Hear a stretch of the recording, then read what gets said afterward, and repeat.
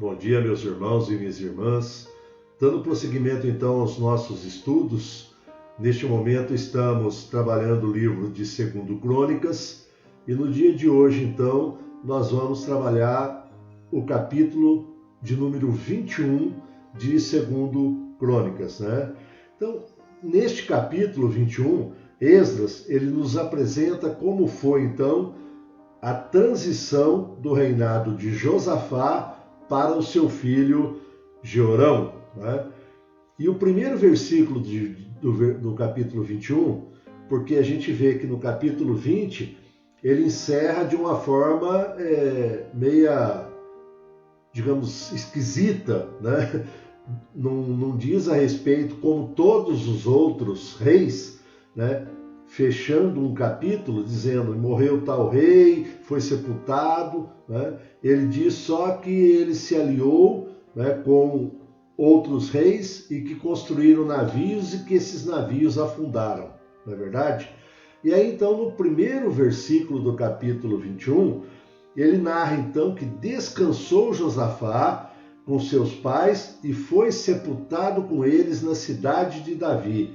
E Jeorão, seu filho, reinou em seu lugar. Muito bem. E aí, na narrativa, nós vamos ver que foi um tempo muito difícil para Judá, né? Pois Jeorão não seguiu o caminho de seu pai Josafá. O povo sofreu muita influência da família de Acabe, né? E que foi um dos piores reis da história de Israel, junto com sua esposa Jezabel. Nós já estudamos isso há um bom tempo atrás, né, meus irmãos? Jeorão, o significado do nome é o Senhor é exaltado, então foi rei de Judá, né? Mas ele não deve ser confundido com Jorão, que foi rei de Israel, filho de Acabe, portanto, cunhado de Jeorão, que nós vamos ver então que Jeorão foi casado com Atalia, filha de Acabe, né? Muito bem, conforme daí os versículos 2 e 3, o texto narra que Josafá, né, teve muitos filhos, né, e que Jeorão então teve muitos irmãos, né? E Josafá, ele fez muitas dádivas de prata, ouro e coisas preciosas, e ainda de cidades fortificadas em Judá.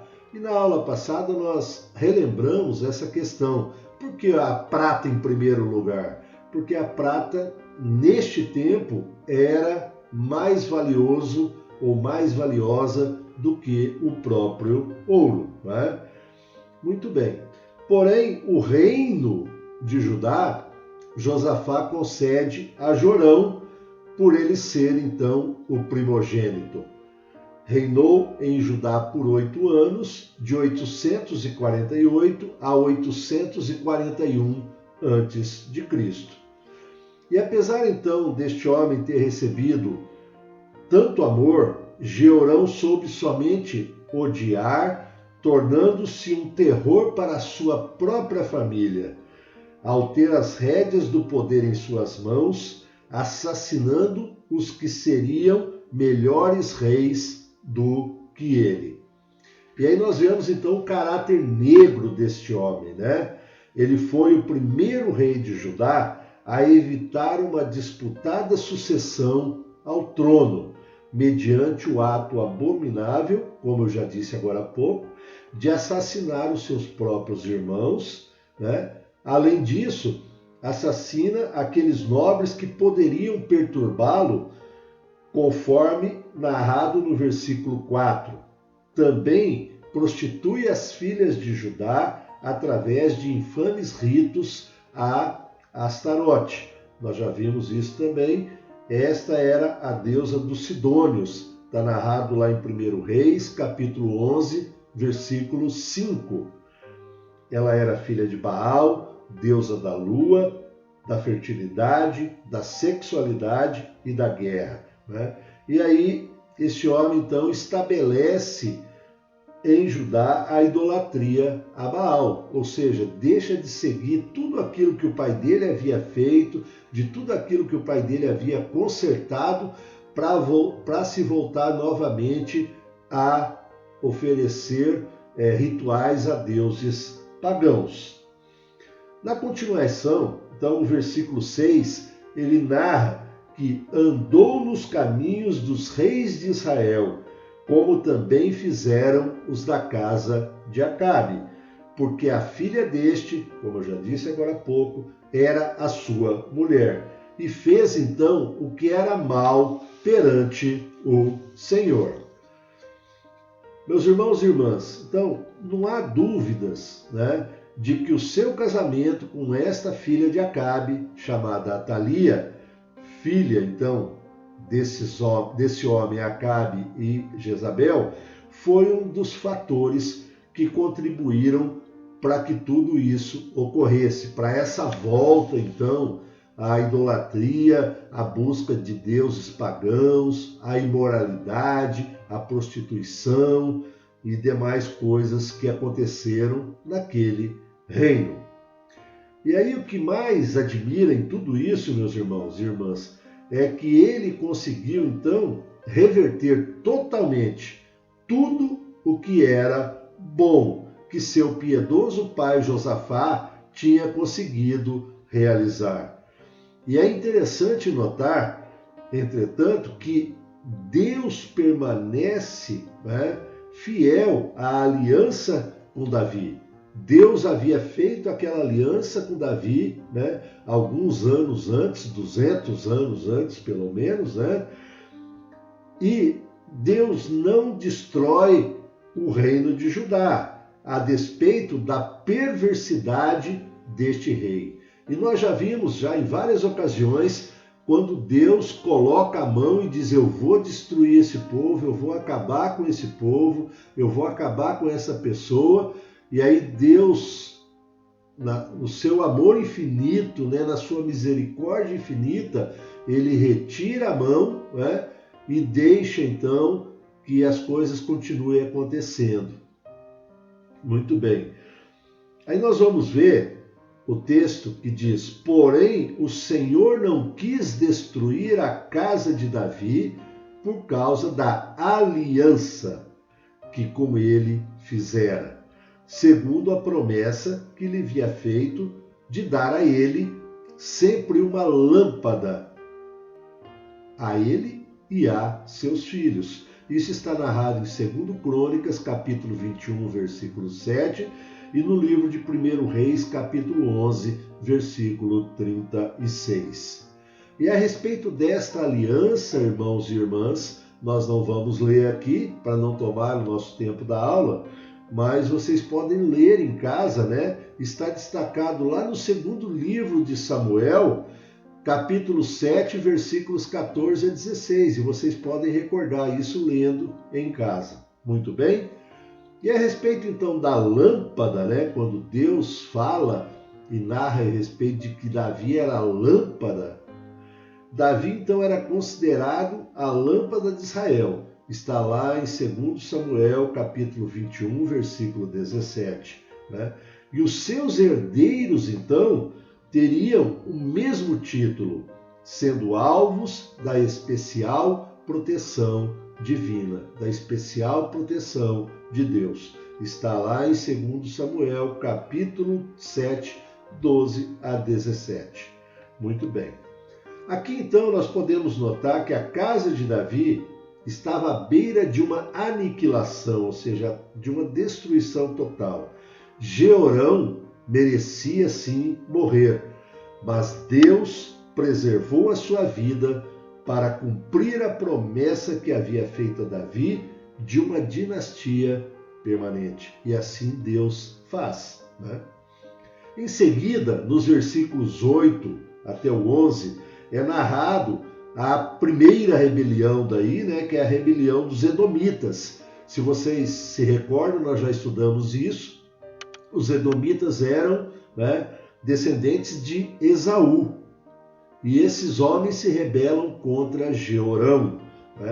O desprazer de Deus para com Jeorão se tornou evidente quando duas nações dominadas por Judá conseguiram se rebelar contra o rei e constituir o seu próprio rei. E aí começa o declínio do reinado de Jeorão.